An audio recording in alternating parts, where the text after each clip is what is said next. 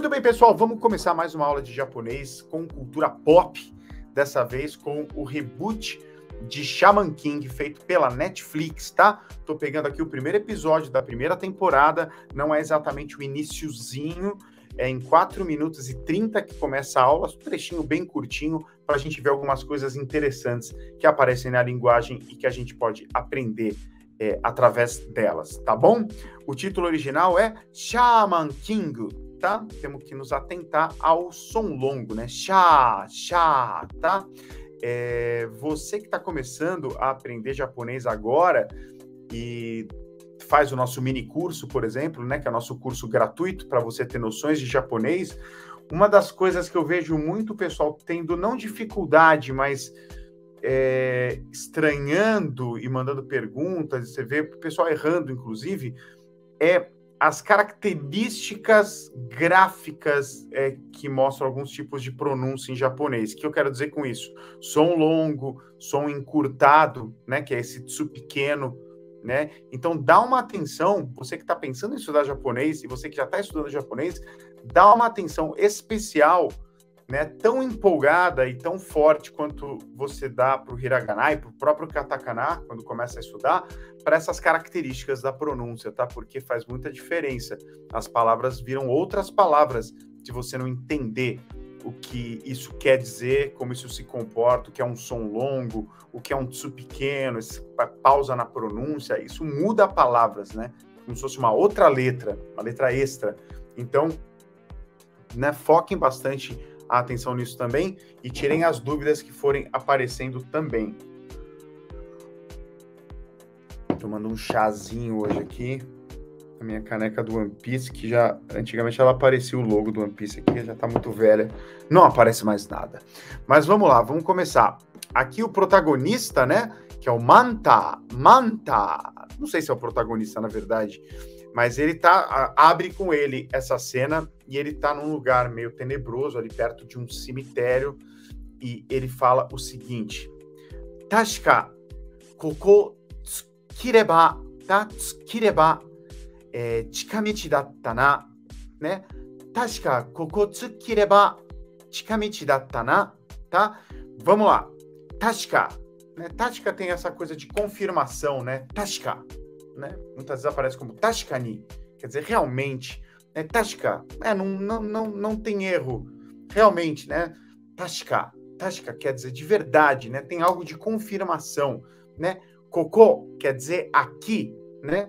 Tsukireba, a gente tem aqui o verbo tsukiru, né? Tsukiru na forma condicional, então tsukireba, né, você está colocando isso um verbo na forma condicional. Tsukiru significa você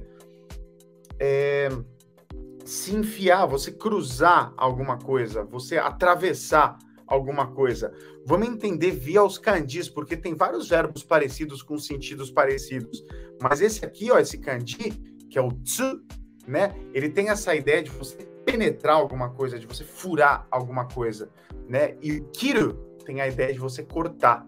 Então é você penetrar cortando. Então dá uma ideia de você invadir, de você singrar, sabe? De você, né, cruzar.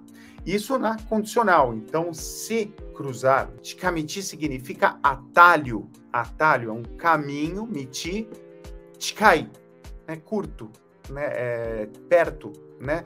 Então, chikamichi é o substantivo para atalho. E datana, né? Data era, né? É o des no passado informal, e na aqui buscando a concordância. Então, tashika, koko tsukireba chikamichi datta na, né? Ele está falando realmente, né? Cruzando aqui, né? Atravessando aqui, ele vê uma portinha de madeira, né? Que ele olha assim para ela e fala: se eu passar por aqui, se eu atravessar esse negócio aqui, era um atalho. Acho que era um atalho. Então ele está refletindo com ele mesmo. E qual que é a característica da linguagem em japonês quando alguém está refletindo consigo mesmo? É você não ter a linguagem polida. É a ausência da linguagem polida. E qual que é uma característica básica da linguagem não polida, né? Que acontece muito, é a eliminação de partículas, que é o que acontece aqui. né? Tashika, koko, né? Koko tsukireba, né? Aqui poderia ter uma partícula, né? Koko tsukireba, poderia ter algumas coisas assim usáveis, mas não precisa. Você junta aqui, tsukireba, né? Se eu atravessar aqui, tá tudo certo.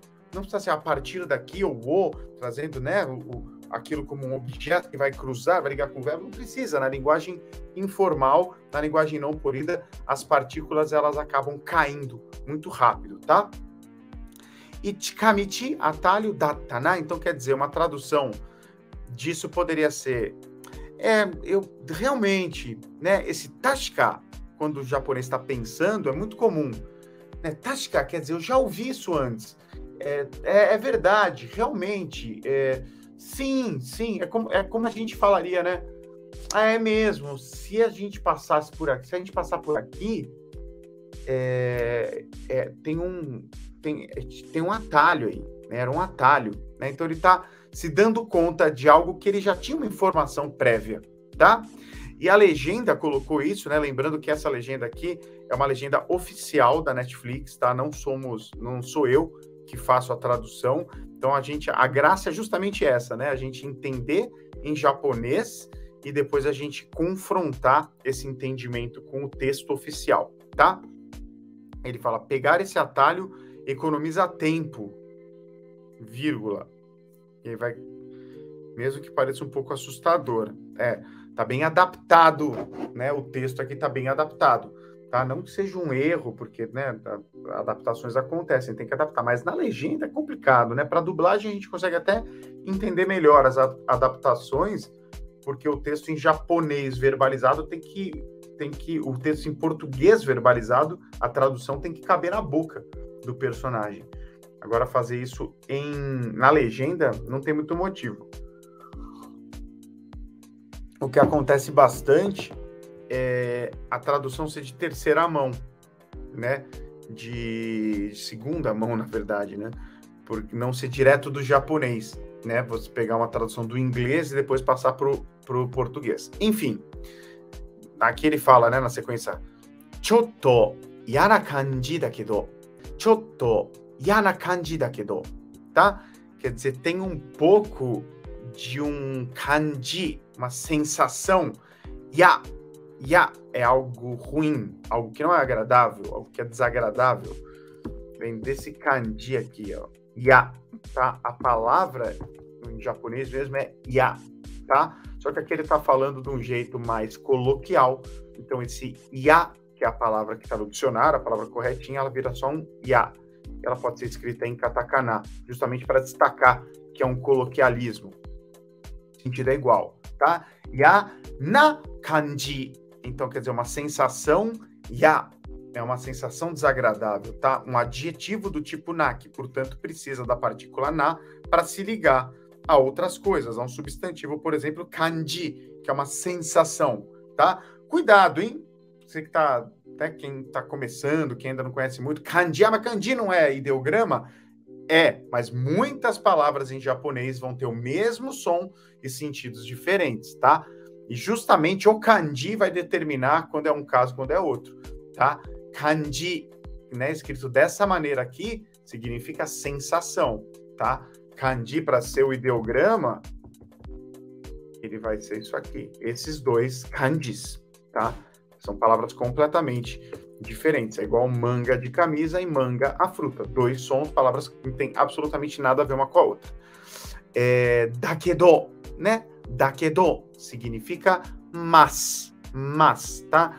É uma conjunção aqui adversativa muito comum em finais de frase para trazer um amaciamento na frase e deixar a frase no ar, né? Chotto yana kanji dakedo, né?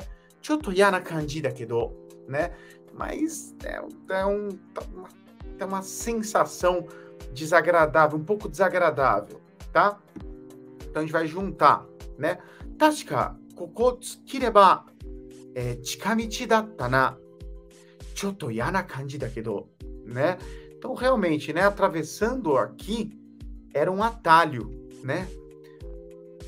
Mas dá uma sensação desagradável, né? Mas dá uma sensação estranha, né? Então, você vê que a tradução, eu indo para o literal, né, preservando as estruturas do japonês, é difícil, não fica uma tradução boa, porque é uma construção muito japonesa, né? É uma construção que, nesse caso, mais do que muitos outros, você não tem uma transposição direta, bonitinha, que aluno adora, né? De todos os elementos terem uma tradução e fica muito certinha a tradução em português e você vê correspondência a cada elemento para a tradução. Muitas vezes isso não vai acontecer no japonês. Muitas vezes você tem que pensar em japonês para entender o texto em japonês. E é o que a gente tem que fazer já aqui, para fazer uma tradução desse texto tem que haver adaptação. O que a pessoa da Netflix escolheu foi pegar esse atalho economiza tempo. Não concordo com esse economiza tempo, que não existe no texto original, não tem nada a ver, né? Mesmo que pareça um pouco assustador. O que eu poria aqui? Falou. Eu acho que indo por aqui havia um atalho. Acho que tem um atalho indo por aqui. Algo assim. Mas esse lugar parece tão assustador, né? Eu poria algo por aí, tá? Esse lance de economizar tempo é uma invenção desnecessária, na minha opinião, ok? Aqui temos uma onomatopeia. Ele faz um sonzinho. E aqui a gente vê o Yo, que é o protagonista, né, que tá ali dentro do cemitério, e ele fala lá de dentro pro Manta, né, que tá todo amedrontadinho ali, fala: Omae, nani sonna isoideru n da? Omae, nani sonna isoideru n da? Tá? Tradução literal. Você, o que você tá, por quê? Aqui é o nani, no sentido de porquê, dentro de uma linguagem bastante coloquial, né? Sonna isoideru n da. Por que você tá com tanta pressa assim, tá? Ei, você, que pressa toda é essa, né? Que pressa toda é essa é uma boa tradução, que eu acho que a gente consegue acomodar os elementos da frase original. Vamos entendê-la, tá? Omae é um jeito muito rude de se referir a uma pessoa, tá? No mundo real é muito rude. Ou você fala com seus grandes amigos da sua idade, que você tem muita intimidade, que você tem muita, sabe, não tem, vocês são muito íntimos, ou você tá brigando com alguém, tá? Não tem meio termo. Omae é uma linguagem bastante informal e bastante não polida, tá? É muito rude. Aqui dentro do mundo do anime, a gente vai para ficção, então tem um desconto, né? O personagem está num cemitério gritando para uma pessoa e ela fala, Omae, ela tá falando, tem um ímpeto aí, tem um olhar de cima, né? Eu sei o que tá rolando aqui, eu já tô no cemitério, você aí tá com medinho, então o que você está fazendo aí, Omae? Né? Então essa coisa não tá querendo puxar briga, mas ele tá trazendo esse ar de superioridade, ok? Nani, né? Nani, esse kanji é muito importante, né? Significa o quê? O quê? Pode ser lido como nan também, né? Geralmente quando ele tá com outro kanji ao lado dele, ele sozinho é nani. Sonna é desse jeito, né? Dessa maneira. Sonna, né? Se você só exclamar sonna, quer dizer nossa, é tipo um nossa, no sentido de as coisas estão dessa maneira, está acontecendo algo dessa natureza, né? É uma exclamação. Sonna sempre tem algo do absurdo, sempre tem algo de você estar impressionado, né? Contido nessa família de palavras. A gente tem o konna, o sonna e o anna, tá? Que é a mesma lógica do koko, soko, asoko, kore, sore, are, né? São famílias de palavras que a gente chama de kosoado kotoba, né? São essas palavras que começam com essas sílabas e tem vários tipos delas, né? Aqui a gente tem o sonna, né? Que é desse tipo, trazendo um certo nível de perplexidade, tá? Sonna é isoideru n da, né? Isoideru n da, tá? Isoideru é o verbo e n da é ênfase, é uma afirmação com ênfase, tá? Então, isoideru vem do verbo isogu, que significa se apressar, tá? Esse verbo isogu aqui está na forma teiru, isoideiru, né? Que aqui, como está sendo falado sem nenhuma polidez, de um jeito mais relaxado, o i que apareceria aqui, ele cai, né? Que é do jeito mais corretinho, isoideiru, né? Até porque a forma teiru, né? A forma teiru também abarca verbos terminados em deiro, tá? Também faz parte do que a gente chama de forma teiru, tá? Mas quando você está falando do jeito mais relaxado, cai o i, né? Isoideru. Por quê? Porque quando você está falando mais relaxado, você fala mais rápido, tá menos preocupado com o rigor, sai mais fácil da boca sem o i, tá? Isoideru. E a forma teiru tem esse sentido de uma ação em andamento, entre outras coisas, tá? Uma ação em andamento, gerúndio, assim, né? Isoideru, você está indo, né? Está se apressando, né? Nani sonna isoideru da? Por que você está com tanta pressa, né? A forma teiru, ela pode ser tanto uma ação em andamento quanto um estado de alguma coisa, tá?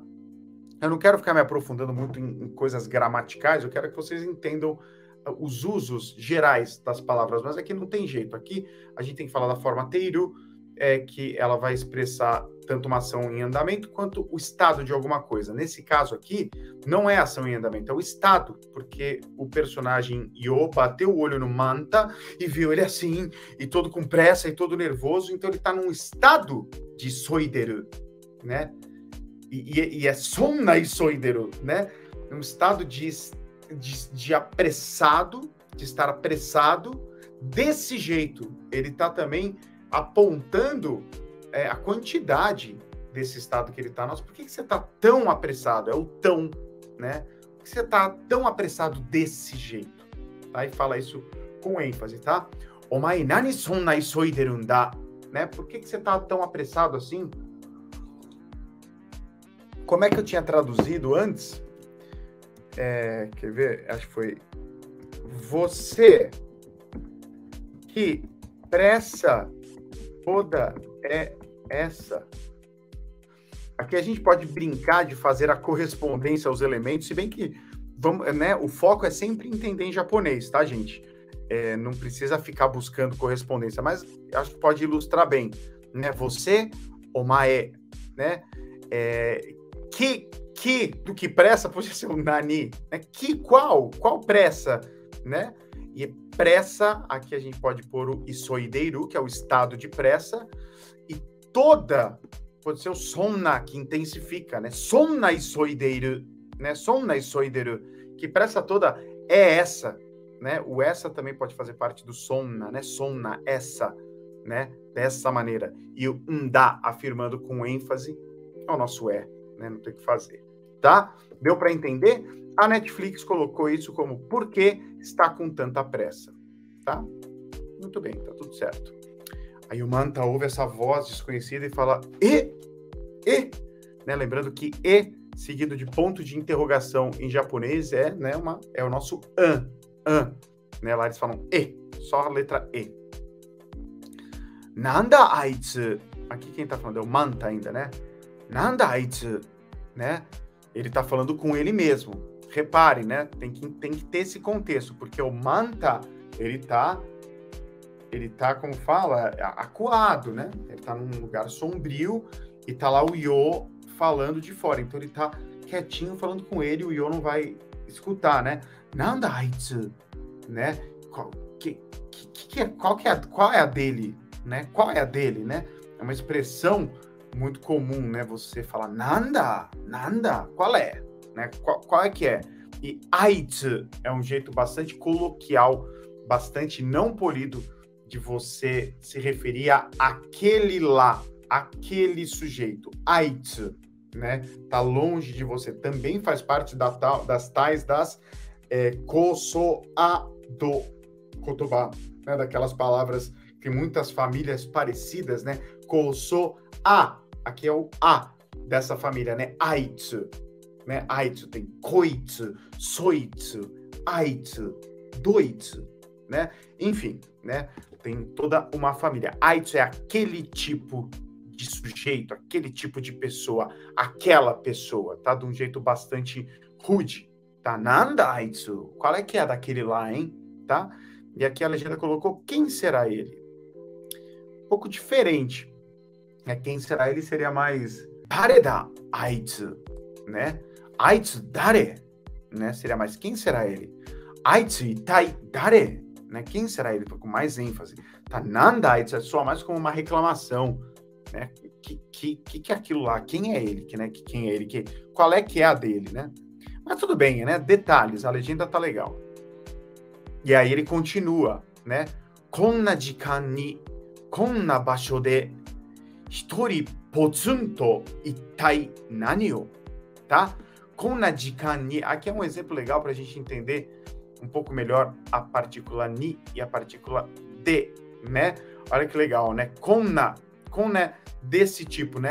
A gente viu sonna mais cedo, que é desse tipo, e konna é deste tipo, tá? Konna, né? E sempre trazendo um pouco do absurdo, uma perplexidade. Então, konna jikan, né? É uma hora desta, né? Tá muito tarde, né? Então tem um nossa aí, né? Então, konna jikan ni, né? O ni é uma partícula que vai indicar um ponto no tempo, tá? Konna jikan ni, alguma coisa vai acontecer. Konna jikan ni, me encontre. Konna jikan ni, vai começar um programa na TV, tá? O ni, ele vai indicar esse ponto no tempo, tá? Usa-se ni junto com jikan, com ji, né? Para indicar um ponto no tempo, tá? Muito comum a partícula ser usada dessa maneira. E aí ele segue. Konna, de novo, basho. Basho significa local, tá? E o de significa no, né? No local. Então, konna basho de, né? Neste local, num local como esse, tá? De novo, o konna vai trazer uma ideia de absurdo, né? Eles estão no cemitério. O que a pessoa está fazendo no meio do cemitério numa hora dessa, tá? Então, num lugar como esse num é a partícula de, né? A partícula dela define o que vem antes dela como um território onde uma ação vai se desenrolar, né? A gente costuma entender a partícula de dessa maneira, tá? E o ni, ele vai indicar um ponto no tempo, né? Um ponto nessa hora e ele está nesse local. Essas duas coisas juntas geram a estranheza que ele está sentindo. E aí ele continua. Hitori, né? Hitori quer dizer uma pessoa, dá ideia também de sozinho, né? Ima hitori desu. Ima koko ni imasu. Hitori desu. Eu estou aqui sozinho, tá? Hitori também quer dizer sozinho, quer dizer uma pessoa, tá? A gente tem esse kanji depois do número, que é o kanji de pessoa, que pode ser lido como hito, pode ser lido como nin, enfim. Mas quando ele está junto com um número, ele é um contador de pessoas e tem leituras específicas. No caso de uma pessoa só, é hitori, tá? O número 1, junto com o kanji, forma a palavra hitori, ok? E aqui tem potsunto, uma onomatopeia, né? Potsun indica uma coisa isolada, né? É doido isso, né? A cabeça do japonês é muito louca, né? Mas você colocar um negócio assim, sabe? Pegar um boneco e colocar, porque eu tô olhando um boneco ali, potsunto oku, tá? É você, pum, deixar um negócio sozinho, tá? É a ideia de colocar, é o pum que eu falei agora, né?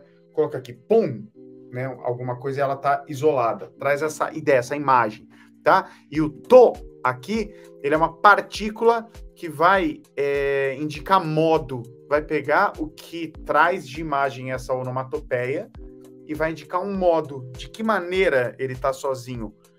Potsunto, tá? Potsunto, tá ali, pum, tá lá sozinho, todo isolado, só ele ali, pum, no meio do nada, tá? Esse to, ele indica um modo para ligar com outra coisa.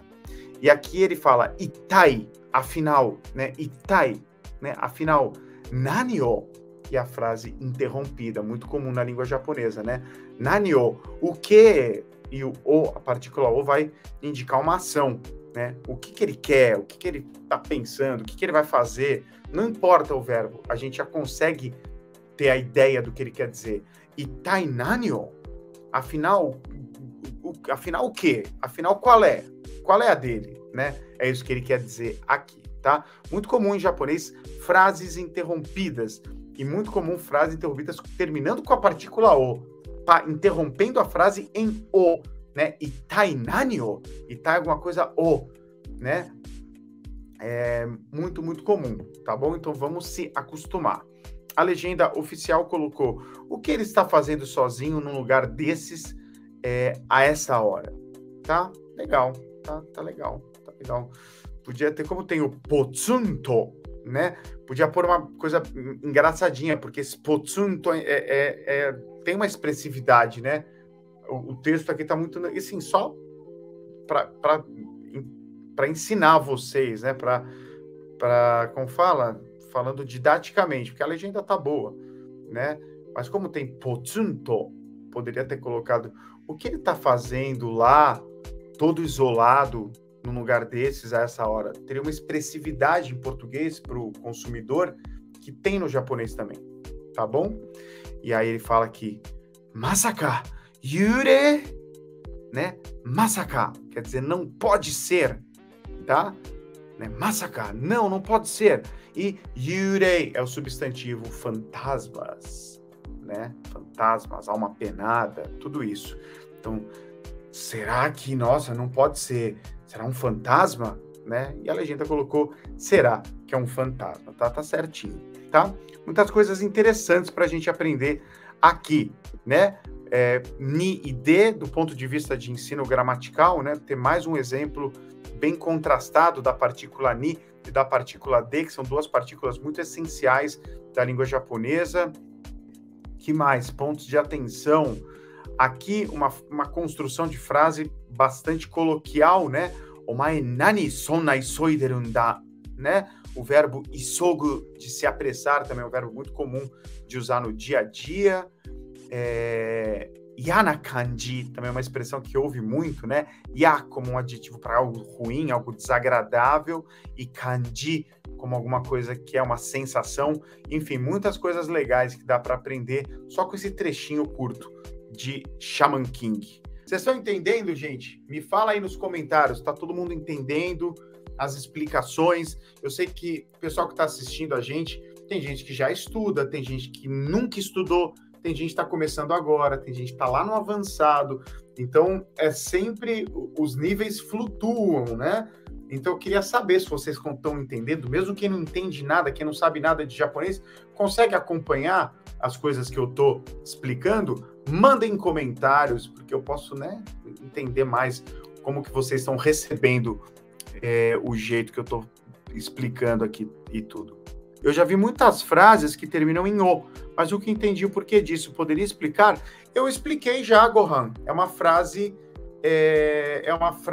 interrompida, né? É uma frase que poderia continuar com um verbo depois. Certamente teria um verbo depois.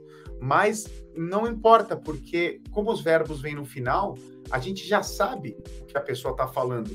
Então, pouco importa se ela vai terminar a frase e que verbo o personagem vai usar. Simplesmente chegando na partícula o, você já entendeu. Então, essas reticências, essa frase interrompida, dá um suspense. Não um suspense, mas dá uma sensação de confusão do personagem, né? Ele tá... nani o? Né? E você vê o personagem fazendo algo absurdo e você só fala nani o? Nani o shiteiru? Nano yateiru? Nani o kangaeteiru? Né? O que ele tá fazendo? O que ele tá performando? O que ele tá pensando? Pouco importa, você tá vendo o personagem fazer algo estranho. Então esse nani o? Você já entende que o sentido daquilo o que ele tá fazendo, né? E é muito comum, né, isso acontecer em japonês. O Pilaf Player falou, esse shiteiru tá oculto, né? Exato, né? Poderia ser shiteiru, poderia ser outro verbo, né? Não importa, né? Você já entendeu toda a intenção até o o, né? AJM, poderia explicar de novo o de e o ni? Claro que sim. Aqui, ó. Esse é um assunto que pode confundir a cabeça do pessoal, mas não é difícil, tá? Confunde logo porque a gente, quando começa a estudar, tem similaridades de uso, né? O ni ele vai indicar um ponto do tempo ou um ponto no espaço ou um estado também, né? Então, por exemplo, koko ni imasu, né? Imasu em japonês quer dizer estou, no sentido de existo. Então, eu, nesse exato momento, koko ni imasu, né? O ni, ele vai indicar o estado, que não vai mudar durante um tempo de algo, né? Então, eu estou aqui, tá? Se eu uso a partícula de, eu vou definir um território onde uma ação vai acontecer. Então, koko de ocha o nomimasu. Né? Aqui eu bebo o chá, ou vou beber o chá. Então, o que vem antes, ele determina um território, um palco, onde uma ação vai se desenrolar. Então, aqui eu vou beber um chá neste território. Qual que é o território? É o que vem antes de, né? Koko de. Então, é aqui, koko, aqui. Então, aqui eu vou realizar essa ação, tá? E koko ni imasu, por exemplo, eu estou aqui, eu estou no estado de existir aqui, tá? Essa é a diferença básica entre ni e de. E o ni também funciona com tempo, né? Com na dikan ni, nesse ponto, né, do tempo, que é um estado também. Mas, enfim, não precisa ir tão fundo, né? Com tempo, entende que com o tempo é ni. Com na dikan ni, com na basho de, né? E ele está nesse local, né? No território, no local, no basho, como a palavra diz, de. E aí é como se a frase continua, né?